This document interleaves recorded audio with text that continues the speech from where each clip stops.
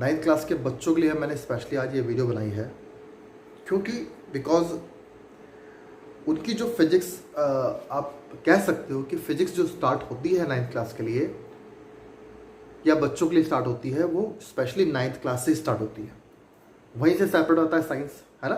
Science को 3 part से बांट देते हैं हम लोग, बायोलॉजी, केमिस्ट्री और फिजिक्स में, ठीक। तभी आप लोग पीसीएम बोलते हो, है ना, या पीसीबी बोलते हो आप लोग। Physics chemistry maths, physics chemistry, ये सब स्टार्ट होता है आप लोगों का नाइन्थ क्लास से। तो अब यहाँ पर आप लोग हर सब्जेक्ट पर्टिकुलरली अलग अलग स्टडी करते हो। फिजिक्स के बारे में अलग से स्टडी करते हो, बायोलॉजी के बारे में अलग से स्टडी करते हो, केमिस्ट्री के बारे में अलग से स्टडी करते हो। मैथ्स तो आपका शुरू से ही, स्टार्टिंग से ही अलग होकर आता है। लेकिन अब जो ये साइंस है हमारा, ठीक है, साइंस की ही एक ब्रांच है फिजिक्स। साइंस को ही 3 टुकड़ों में बांट दिया, है ना। We made 3 parts of science, clear. Because we observe that, हमने ये ऑब्जर्व किया कि हमारे नेचर में बहुत सारी चीज़ें हैं। जैसे कि हमारे नेचर में जैसे कंपोनेंट्स, कौन से कंपोनेंट्स, जैसे ये कंपोनेंट हमारे नेचर का, हम खुद, आप लोग एक कंपोनेंट हो इस नेचर का। दूसरा, इसमें और हम में क्या अंतर है। ये नॉन लिविंग है, वी आर लिविंग, ठीक। अब इनकी जरा हम इनकी कैरेक्टरिस्टिक पढ़ते हैं। इनकी अगर हम कैरेक्टरिस्टिक पढ़ें, जैसी कैरेक्टरिस्टिक क्या, एक कैरेक्टरिस्टिक है इसकी, ये वजन है इसके पास, है ना, इसके पास भार है, वजन, that is called mass, because of mass. Mass की वजह से इसके पास क्या है बेटा, वेट। दूसरा, इसके पास ये कैरेक्टरिस्टिक है हाइट की, लेंथ की, ठीक। मेरे पास क्या कैरेक्टरिस्टिक है, मैं बोल रहा हूं, चल रहा हूं, सो रहा हूं, खा पी रहा हूं, तो मैं लिविंग्स में आ रहा हूं, लिविंग बींग्स में आ रहा हूं। तो साइंस को जरूरत पड़ी कि हर चीज एक में ही पढ़ना सही नहीं है। आप एक काम करो, इसके 3 पार्ट्स बांट दो। जैसे कि विड्थ में, मास में, लेंथ में, जो भी आप इन सब कैरेक्टरिस्टिक को पढ़ोगे, इस सब को आप डाल दो फिजिक्स में। हमने नाम दे दिया उसका फिजिक्स। लिविंग थिंग्स के बारे में पढ़ोगे आप लोग, लिविंग बींग्स के बारे में पढ़ोगे आप लोग, तो you will study in biology. Components के बारे में पढ़ोगे, कंपोनेंट्स मतलब उसके स्ट्रक्चर के बारे में पढ़ोगे, एटम्स के बारे में पढ़ोगे, उसके अंदर कैसा कैसा उसका एटम का स्ट्रक्चर है, एटॉमिक मास क्या क्या है, तो ये सब आप लोग पढ़ोगे केमिस्ट्री में, ठीक। तो स्पेशली आज हम लोग बात करेंगे साइंस में, साइंस के एक ब्रांच के बारे में बात करेंगे। Today will talk about the branch of A science. Science के एक ब्रांच के बारे में बात करेंगे, that is a physics, clear. अब बच्चों को बड़ी परेशानी होती है कि ये फिजिक्स होती क्या है, क्या करते हैं हम फिजिक्स में। तो फिजिक्स में आप ध्यान रखना बेटा, फिजिक्स में हम लोग नेचर के दिए हुए कंपोनेंट्स को, कंपोनेंट्स की कैरेक्टरिस्टिक को हम पढ़ते हैं। नेचर के रूल्स को हम पढ़ते हैं। नेचर जो हमें रूल देती है, that rule we will study in physics. हम खुद के बनाए हुए रूल नहीं पढ़ते फिजिक्स में, हम लोग नेचर के दिए हुए रूल्स को स्टडी करते हैं। हम लोग नेचर के कंपोनेंट्स की कैरेक्टरिस्टिक को हम स्टडी करते हैं। ऐसी कौन सी कैरेक्टरिस्टिक है नेचर में, नेचर के कंपोनेंट्स में, तो मैंने आपको बताया नेचर का एक कंपोनेंट है हमारे पास ये डस्टर, ठीक है। इसके पास ऐसी कौन सी कैरेक्टरिस्टिक है, तो आंसर है इसके पास मास है। मास से क्या होता है, जो नाम दिया बेटा, इसकी ये एक कंपोनेंट है, इस कंपोनेंट के पास एक कैरेक्टरिस्टिक है, एक गुण है इसके पास। उस गुण से क्या कर सकता है, तो आंसर है उस गुण से मेरे हाथ को ये दबा सकता है। देखो दबा रहा है, नहीं दबा रहा, ठीक है। मैं इसके ऊपर ये एक कंपोनेंट और रख दूं तो मेरे हाथ को और दबाएगा, और भी कंपोनेंट्स ला के रख दूं तो ये मेरे हाथ को और दबाएगा। तो ये हमारे नेचर के ही, नेचर के ही ये कंपोनेंट्स हैं, और इन कंपोनेंट की ये दबाने वाली एक कैरेक्टरिस्टिक है, ठीक है। अब बेटा इसी कंपोनेंट्स के पास एक चीज और है, वो क्या है, ये लंबाई, लेंथ, ठीक है, ये लेंथ है। तो इस कैरेक्टरिस्टिक को हम फिजिक्स में पढ़ेंगे, क्लियर? और क्या पढ़ेंगे हम लोग फिजिक्स में? फिजिक्स में हम नेचर के रूल्स को पढ़ेंगे। क्या रूल्स पढ़ेंगे कि हम कुछ एक एग्जांपल्स ले रहे हैं बेटा। फिजिक्स तो बहुत वाइड है, ये आपकी सबसे बड़ी साइंस की सबसे बड़ी ब्रांच है फिजिक्स। ठीक है, आप आगे जाके पढ़ोगे तो ये और भी टफ होती जाएगी। तो मैं कुछ चीज़ें आपको बता रहा हूँ, कुछ रूल्स क्या है, कुछ लॉज क्या है। जैसे हमारे नेचर का एक लॉ है कि मैं इसको यहाँ से ऐसे छोड़ूंगा तो ये नीचे आएगा। क्यों आया नीचे? तो आप बोलोगे फोर्स की वजह से। तो कहते हैं हम तो फोर्स लगाते हैं इस तरीके से, फोर्स लगाया और इसने मोशन किया। क्यों बेटा? हमने इस पे फोर्स लगाया और ये ऐसे मूव करती है। लेकिन नेचर तो ऐसे ही मूव कराती है चीजों को बिना कांटेक्ट के। तो हमने उसके लिए एक नया तरीका निकाला, नया नाम निकाला। वो नाम हमने खुद दे दिया। नाम देने में कोई दिक्कत नहीं है। That is a gravitational force, you all know about it. ठीक है, अब क्या है बेटा, फोर्स लगाने से चीजें मूव करती हैं, ये भी मूव कर रही है, एक्सेलरेट कर रही है। तो नेचर के ही रूल्स हैं, है ना। दूसरा क्या रूल है? अगर हम पानी ऐसे सरफेस से पड़ा हुआ है, हम सरफेस को टेढ़ा कर दे तो पानी बहता है। तो नेचर का नियम है, पानी ऊपर से नीचे बहेगा, है ना। बात में हम एक वायर में, एक रेजिस्टेंस वायर में करंट फ्लो कर देंगे तो वो हीट अप होगा, या तो गर्मी देगा या क्या देगा। एक टंगस्टन वायर को एक आर्गन गैस में, हम टंगस्टन वायर लिया, उसको आर्गन गैस के अंदर रखेंगे, हम लोग करंट फ्लो करेंगे तो वो लाइट देगा, इट विल ग्लो अप, है ना। ऐसा एक रिएक्शन करेगा जिससे वो क्या हो, ग्लो अप होगा।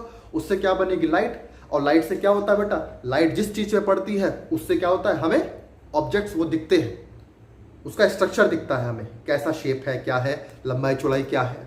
ठीक है, तो ये एक नेचर की चीज है, नेचर का ही एक कंपोनेंट है। इसके बारे में हम लोग फिजिक्स में स्टडी करते हैं। तो फिजिक्स में जितने भी नेचर में कंपोनेंट दिखेंगे, सबकी कोई ना कोई कैरेक्टरिस्टिक होगी। We will study that characteristic in nature, in physics, sorry. Okay, तो फोर्स लगाने से चीजें चलती हैं, दैट वी विल स्टडी, है ना। फिजिक्स में लॉज भी बने हैं, न्यूटन्स लॉज ऑफ मोशन, कि फोर्स लगाने से मास एक्सेलरेट करता है। The rate of change of momentum is directly proportional to the applied force. ठीक, that we will study in physics. ये सब चीजें हम एक एक करके पढ़ेंगे। उससे पहले फिजिक्स में हमें पढ़ना क्या है? उससे पहले हमें फिजिक्स में ये पढ़ना है कि देखो बेटा, हम अगर मैथमेटिक्स पढ़ना चाहते हैं तो पहले हमें सबसे पहले क्या पढ़ाया जाता है मैथमेटिक्स में? हमें नंबर्स पढ़ाए जाते हैं मैथमेटिक्स में, 1 2 3 पढ़ाया जाता है। फिर बाद में उसको addition, subtraction, multiplication, that methods they taught, या mathematician taught us, mathematics teacher taught us. Clear? वही चीज आप फिजिक्स में पढ़ोगे। फिजिक्स में पहले आपको अगर फिजिक्स के बारे में पढ़ना है तो पहले नेचर, देखो बेटा, फिजिक्स के जो लॉज होते हैं वो कैरेक्टरिस्टिक के बेसिस पे काम करते हैं। फिजिक्स के लॉज कैरेक्टरिस्टिक के बेसिस पे काम करते हैं। वो कैरेक्टरिस्टिक है किसकी? कंपोनेंट्स की होती है कैरेक्टरिस्टिक। ये बात ध्यान समझो, फिजिक्स के लॉज काम करते हैं नेचर के कंपोनेंट्स के कैरेक्टरिस्टिक पर। The laws of physics works on the characteristic of the components of nature. क्या ये बात सबको समझ? तो अब हमें तो फिजिक्स के लॉज पढ़ने हैं, है ना। फिजिक्स के इतने सारे लॉज हैं, वो लॉज हमें पढ़ने हैं। तो पहला हमने बोला कि अगर आपको डिवीजन पढ़ना है, अगर आपको मल्टीप्लिकेशन पढ़ना है, तो पहले नंबर्स तो पढ़ने होंगे। Firstly you have to study number. तो फिजिक्स को पढ़ने के लिए पहले आपको क्वांटिटीज पढ़नी पड़ेगी। वो क्वांटिटीज कौन सी है? क्वांटिटी कौन सी होती है? तो क्वांटिटी होती है हमारे नेचर के कंपोनेंट की कैरेक्टरिस्टिक। ध्यान सुनो बेटा, क्वांटिटीज होती हैं हमारे नेचर के कंपोनेंट्स की कैरेक्टरिस्टिक। अच्छा, अब जो ये कैरेक्टरिस्टिक है मैंने आपको बताया कौन कौन सी कैरेक्टरिस्टिक हमारे नेचर के कंपोनेंट की। हमारे नेचर में तो बहुत सारे कंपोनेंट्स हैं, है ना। हम खुद एक कंपोनेंट है अपने नेचर के, ठीक। और नेचर के कंपोनेंट्स के पास कौन कौन सी कैरेक्टरिस्टिक होती है? तो मैं बोलूंगा मेरे पास मास है, ठीक। उस मास से क्या होगा, उस मास से ये होगा कि मैं जब वेइंग मशीन पे खड़ा हूंगा, वेट मशीन जिसे बोलते हैं आप लोग, वेट मशीन पे खड़ा हूंगा तो it will show some numbers in kilogram. Mass वो वेट दिखाएगी, है ना। अगर मैंने बोला मेरा वेट 80 किलोग्राम दिखा रही है, तो अब अगली बार आया तो मेरा वेट दिखाया उसने 81 किलोग्राम, यानी मान लो आज मेरा 80 किलोग्राम दिखाया, कल दिखाया मेरा 81 किलोग्राम। आप बोलोगे सर एक दिन में थोड़ा 1 किलोग्राम बढ़ जाएगा, तो मैंने कहा अरे यार मेरे जेब में नेचर का एक कंपोनेंट रखा रह गया गलती से। वो कौन सा कंपोनेंट है, मेरे हाथ में, सॉरी मैं फिर से बताता हूँ आपको, मैं मार्केट में मान लो गया 1 किलोग्राम सब्जी ले आया मैं। अब उस 1 किलोग्राम सब्जी लेकर के मैं वेइंग मशीन पे खड़ा हो गया। अब क्या हुआ, कल के रेट में वो मशीन मेरा दिखा रही थी 80 किलोग्राम। अब वो 1 किलोग्राम की सब्जी को लेकर के मैं मशीन पे खड़ा हो गया, अब मशीन क्या दिखा रही है 81 किलोग्राम। तो भाई 1 किलोग्राम कैसे बढ़ गया। तो आप बोलोगे नेचर का एक कंपोनेंट आप साथ लेके खड़े हो, क्योंकि नेचर के जितने कंपोनेंट्स हैं हर कंपोनेंट्स के पास एक कैरेक्टरिस्टिक होती है। वो कैरेक्टरिस्टिक क्या है बेटा, वो कैरेक्टरिस्टिक मास है। ध्यान रखना। तो we will study mass. What is mass, mass क्या है, ये हमारा, अभी मैं आपको हम समझेंगे, ये हमारे नेचर के कंपोनेंट्स की एक कैरेक्टरिस्टिक है, जिससे क्या करती है ये, जिससे ये किसी भी, ये दबाती है चीजों को। ठीक है, मैं मशीन पे खड़ा हुआ तो मशीन को दबाया मैंने, 1 किलोग्राम की सब्जी हाथ में ले ली तो उसने भी मेरे पैर के थ्रू मशीन को दबाया।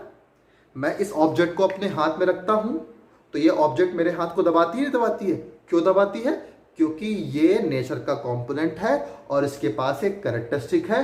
वो कैरेक्टरिस्टिक का नाम हम लोगों ने दिया, वो नाम क्या दिया, मास। उस मास से क्या करेगा बेटा, ध्यान रखना, उस मास से क्या करेगा, ये दबाएगा। इसका अपना वजन होगा, हिंदी में बोलते हैं उसको वजन, वेट। ठीक है, वेट किस वजह से होता है, मास की वजह से होता है। सबको समझ में आ गया बेटा, वेट किस वजह से होता है, मास की वजह से होता है। अब इस मास से क्या करेगा बेटा, मास से देखो ये मेरे हाथों को दबा रही है। आप इसको कहीं पे रखोगे, किसी ऑब्जेक्ट पे रखोगे, किसी मशीन पे रखोगे तो क्या बढ़ेगा, उसका वजन बढ़ेगा। बात समझ नहीं आई बात ये, ठीक है। तो ये एक कैरेक्टरिस्टिक है हमारे किसकी, नेचर के कंपोनेंट्स की। नेचर के कंपोनेंट कौन होते हैं, जो भी चीज आपको आसपास दिखती है, हर एक का वजन होता है बेटा। जो भी चीज आपको अपने आसपास दिखे, लोहे का वजन होता है, ठीक है, गोल्ड का वजन होता है, जो भी कंपोनेंट दिखेगा आपको, ठीक है। पानी का वजन होता है, इवन गैसेस के भी अपने कुछ वेट होते हैं, ठीक है। आप देखते हो ना, एलपीजी गैस लेके आते हैं हम लोग, जब खाली सिलेंडर होता है तो आप बोलते हो हाँ भाई ये तो खाली हो गया। जब उसको भर के लाते हैं हम उसमें तो उसका वेट होता है 14 किलोग्राम, वेट बढ़ जाता नहीं, बढ़ जाता उसका वेट, तब उठाने तो बड़ी प्रॉब्लम होती है। जब खाली होता है तो हम एकदम उठा लेते हैं, जब उसमें गैस भर देते हैं तो क्या बढ़ जाता है, क्योंकि गैस क्या है, एक नेचर की कंपोनेंट है। सबको समझ में आया। ऑक्सीजन सिलेंडर आजकल तो बहुत जरूरत पड़ रही है उसकी। ऑक्सीजन सिलेंडर खाली था तो हम उसको उठा के रखेंगे, ये तो बड़ा खाली है भाई, ये तो क्यों खाली हुआ, क्योंकि वेट कम हो गया, क्योंकि सिलेंडर का मास कम हो गया। सिलेंडर में मास कम है, मास कम क्यों है, क्योंकि उसको तो गैस ही नहीं भरी है, ठीक है। अब हमने क्या कर दिया, उसके अंदर ऑक्सीजन भरना स्टार्ट कर दिया। अब हम क्या बोल रहे हैं, ये तो भारी हो गया, ये तो अब नहीं उठ रहा है हमसे, अब उठने बड़ी दिक्कत हो रही है हमें, अब नहीं उठा पा रहे हम इसको। क्यों, क्योंकि इसका मास, नेचर का एक कंपोनेंट जिसे हम बोलते हैं गैस, ऑक्सीजन, वो हम भर रहे हैं इसके अंदर, इस सिलेंडर के अंदर। तो क्या हो रहा है, इसका वेट बढ़ गया। क्या ये बात सबको समझ में आया। तो नेचर के जो भी कंपोनेंट्स आपको दिखेंगे सबका क्या है, अपना एक वजन, आपका अपना उसका एक वेट होता है। ये क्या बात सबको समझ में आ गई। अब हर नेचर के कंपोनेंट्स के पास, ये तो हमने देखा। अब दूसरा क्या देखा हमने नेचर के कंपोनेंट्स के बारे में। क्या बच्चों आपको नेचर के कंपोनेंट्स के बारे में, नेचर के कंपोनेंट्स सबको समझ में आए। नेचर के कंपोनेंट को किसके बारे में हम स्टडी कर रहे हैं, जो हमारे आसपास दिखता है, ठीक है। हमारे आसपास जो दिखता है वो नेचर कंपोनेंट है। आपके हाथ में मोबाइल है, वो एक नेचर कंपोनेंट है। किसी का बड़ा मोबाइल है, किसी का छोटा मोबाइल है, नेचर कंपोनेंट है। किसी का भारी है, किसी का मोबाइल हल्का है, वो एक नेचर कंपोनेंट है, ठीक है। नेचर के कंपोनेंट से तो हम चीजें हल्की भारी करते हैं, क्या ये बात सबको समझ आई? ठीक है, अब ये तो हो गया, सबको समझ में आया। अब बाकी हम बाद में बात करेंगे मास होता क्या है। क्लियर? दूसरा, नेचर का एक कंपोनेंट क्या होता है। मैंने बोला नेचर का ये कंपोनेंट है, इसके पास क्या है, अपनी एक लंबाई, लेंथ है ना। लेंथ क्या होती है, लंबाई। मेरे पास अपनी लंबाई है, जिसको आप बोलते हो फीट में, फुट में, यानी मीटर में, सेंटीमीटर में, ये सब होता है। ठीक है, इन सब चीज़ों के बारे में आप फिजिक्स से पढ़ते हो बेटा। ठीक है, तो अब आप बोलोगे जो चीज़ लंबी होती है वो ज़्यादा भारी होती है। ऐसा तो नहीं है, ऐसा नहीं है। लोहा इतना सा होता है और ये इतना लंबा है, इतना सा बोल्ट लेके आऊँगा, नट बोल्ट बड़ा वाला ऐसा होता है, भारी वाला। ठीक है, लोहा इतना सा लेके आऊँगा, बाट इतना सा होता है, साइज में छोटा है इससे। या रुई इतनी सारी लेके आऊँगा, कॉटन, इतनी सारी कॉटन लेके आई मैंने, उसको एक हाथ में रखा और लोहा इतना सा ले लिया मैंने हाथ में। मैं बोलूँगा ये मेरे हाथ को ज़्यादा दबा रहा है, ये मेरे हाथ को कम दबा रहा है। दोनों में क्या अंतर है? दोनों में अंतर किस चीज़ का है बेटा? मास का।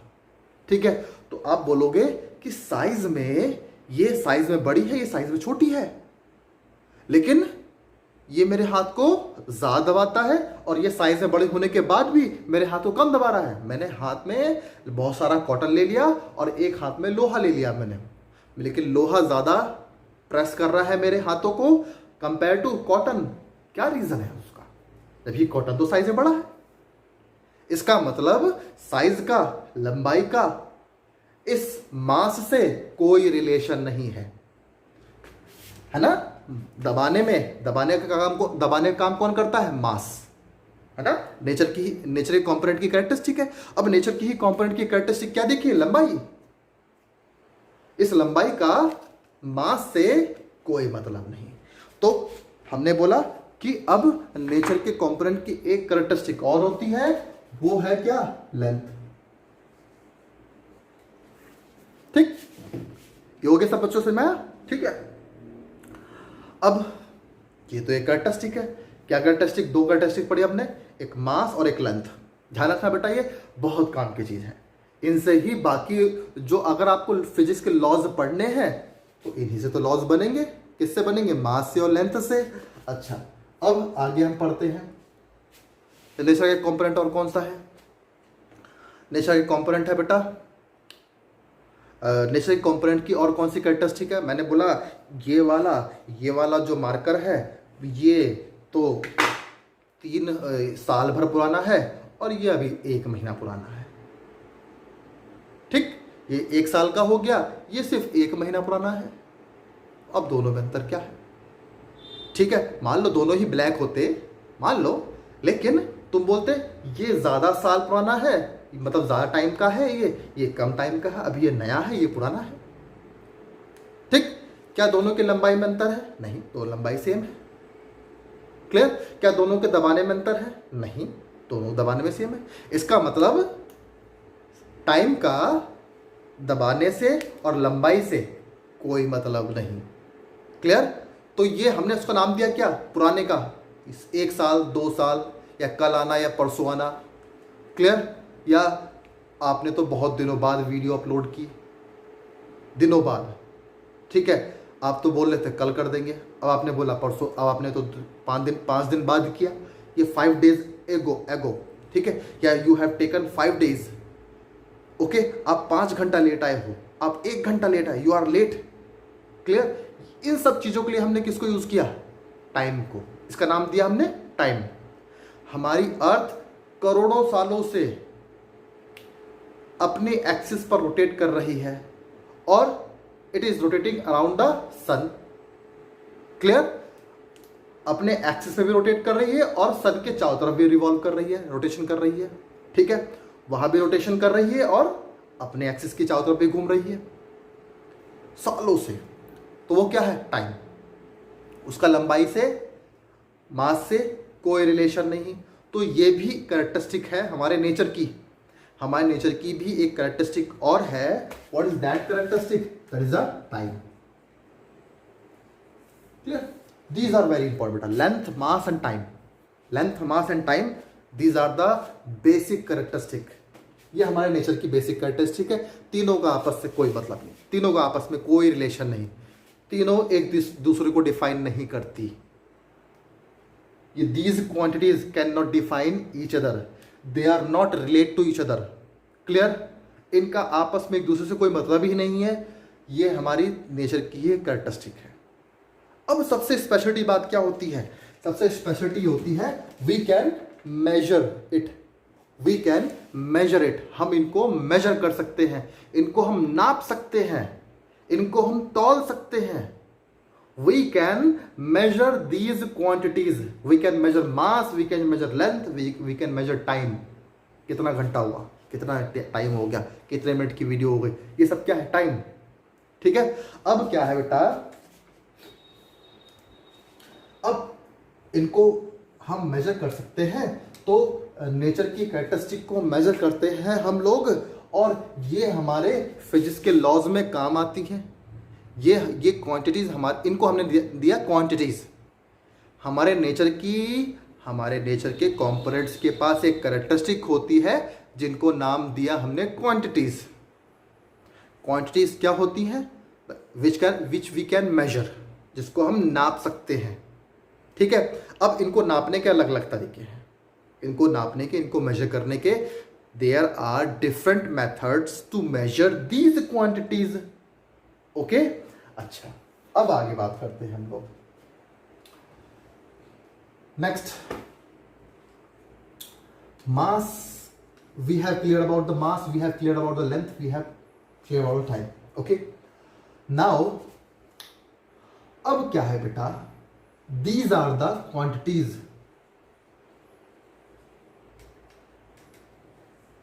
These are the quantities. Clear? Okay. लेकिन these are used in laws of physics. ये सब फिजिक्स ने दिए हैं, इनको फिजिक्स ने शो किया है, फिजिक्स ने बताया है। तो फिजिक्स में जो यूज होते हैं, जो क्वांटिटीज फिजिक्स के लॉज में यूज होती हैं, those quantities are called physical quantity. Physical quantities. Clear? So these are what? These are physical quantities. These are physical quantities. क्या ये बात सबको समझ में आया? कौन कौन सी क्वांटिटीज के बारे में आपको पढ़ाया मैंने? आप मुझे बताओ सब बच्चे, कौन कौन सी क्वांटिटीज के बारे में मैंने आज आपको पढ़ाया? First is mass, number second is length, number third is time. 3 quantities today I introduced. Clear? ये 3 quantities क्या करती हैं? ये हमारे नेचर के कंपोनेंट की कैरेक्टरिस्टिक है। एक कैरेक्टरिस्टिक तो दबाने वाली है, एक कैरेक्टरिस्टिक तो लंबाई वाली है, और एक कैरेक्टरिस्टिक पुरानी है ना? पुरानी मतलब कितने साल पुराना है, कितने टाइम पुराना है, या 2 घंटा, 3 घंटा, 4 घंटा, ये सब क्या है? टाइम। क्या ये बात सबको समझ में आ गई? ठीक है? तो टाइम, इन तीनों क्वांटिटीज का आपस में कोई रिलेशन नहीं है। क्लियर? तो ये सब हमने कैसे पता लगाया? ये सब हम देखते हैं अपनी आंखों से, हम लाखों हजारों सालों से सब इंसान देखता आ रहा है इन चीजों को, है ना? इन चीजों को इंसान देखता आ रहा है हमेशा से। क्या देखता है इंसान? देखता है कि जब एक खाली घड़ा है, पॉट खाली है, उसे पानी भर देंगे तो भारी हो जाएगा। ठीक है? तो पुराने ज़माने में क्या किया करते थे? चीज़ों को उठाने के लिए, पानी को भरने के लिए घड़े का यूज़ किया करते थे। अब जब वो खाली हुआ करता तो ऐसे उठा लिया करते थे। जब पानी भर लेते थे तो सिर पे रख लिया करते थे। बोलते जो चीज़ भारी है तो कहाँ रखें? सिर पे रखो, शोल्डर पे रखो, है ना? एक गन, एक चीज़ बहुत भारी है, जो ऑब्जेक्ट्स बहुत भारी होते हैं तो कहाँ रखें? Our shoulder is very strong, हमारे शोल्डर बहुत स्ट्रांग होते हैं, हमें दूर तक लेके जाना है तो कहाँ रखेंगे? शोल्डर पे रखो। ठीक है? सिर पे रखोगे तो क्या होगा? सारा वजन कहाँ पे आएगा? शोल्डर पे आएगा। तो शोल्डर हमारे बड़े मजबूत होते हैं, तो यहाँ पे रखो। इससे क्या होगा? जितना ज़्यादा मास होगा, वो मास हमारे शोल्डर क्या कर लेंगे? बियर कर लेंगे, मतलब उसको झेल लेंगे। ठीक है? ये दबाने की कैरेक्टरिस्टिक को ये क्या कर लेंगे? बियर कर लेंगे। ठीक है बेटा? ये सबको समझ में आ गया? अच्छा, लेंथ, टाइम, इसके बारे में आपको सब कुछ समझ में आ गया। ठीक है? ये हमारे फिजिक्स के रूल्स, लॉज में यूज होते हैं। That's why these are called physical quantities. ये भी सब कुछ समझ में आ गया। अब बताओ बेटा, फिजिकल क्वांटिटीज क्या होती है? तो फिजिकल क्वांटिटीज हमारे नेचर की कंपोनेंट की एक कैरेक्टरिस्टिक होती है जिसको हम लोग मेजर कर सकते हैं और साथ ही साथ इनका हम लोग यूज करते हैं in the laws of physics. Clear? इससे सिंपल कुछ और होगा, इससे सिंपल मेथड कुछ और होगा समझाने का फिजिक्स में। फिजिक्स में ये तो करते हैं हम लोग, इन्हीं चीज़ों के बारे में तो हम स्टडी करते हैं। पहले तो आपको मैं बेसिक क्वांटिटीज बताऊंगा, फिर इन क्वांटिटीज से मिलने वाले, जैसे मैं फॉर एग्जांपल मैंने आपको पहले बताया 1 2 3 4 5 6 0 1 2 3 4 5 6 अप टू 9 तक, ठीक है। फिर मैं आपको सिखाऊं क्या, दो नंबरों से मिला करके एक नया नंबर बनता है। जैसे 1 और 0 को मिला करके एक नया नंबर बनता है, 1 0 मतलब 10। 1 और 1 को मिलाओगे तो 11, 1 और 2 को मिलाओगे तो 12, एक नया नंबर मिला, ठीक है। वैसे ही इन क्वांटिटीज को मिला करके हम एक नई क्वांटिटी बनाएंगे। फॉर एग्जांपल हमने क्या करा, लेंथ और टाइम से मिलाकर हमने बनाई वेलोसिटी। जैसे वेलोसिटी बराबर डिस्प्लेसमेंट अपॉन टाइम। डिस्प्लेसमेंट क्या होता है, that is another name of length. Length का ही एक दूसरा नाम है डिस्प्लेसमेंट अपॉन टाइम। तो length upon time, what quantity you will get, speed या वेलोसिटी। ओके, तो इन्हीं क्वांटिटीज से मिला करके हम नई नई क्वांटिटीज बनाएंगे, जैसे हम नंबर्स बनाते हैं, ठीक है। वो सब फिजिकल क्वांटिटीज हैं जो इनसे मिलके बनेंगी, सब की सब फिजिकल क्वांटिटीज हैं। क्या ये बात सबको समझ में आ गया, नहीं आ गया? All the quantities are physical quantities. Clear? तो व्हाट इज फिजिकल क्वांटिटीज? बिल्कुल सिंपल वर्ड्स में, in physical quantities the quantities which we can measure, these are the characteristic of the components of nature.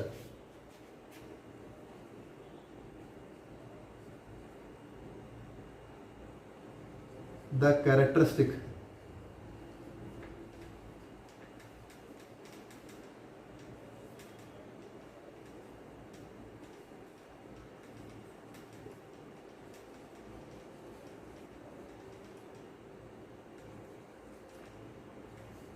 of nature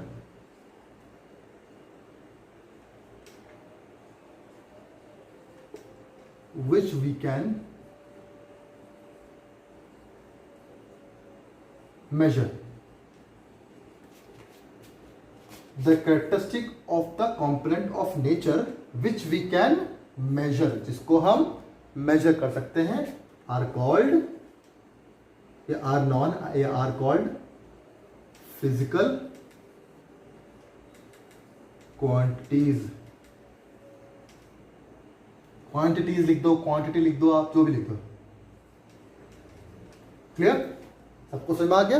ठीक है, तो these are the physical quantities. Clear? कौन सी? Basic, length, मास और time. यही आपके 9th में यूज होने वाला।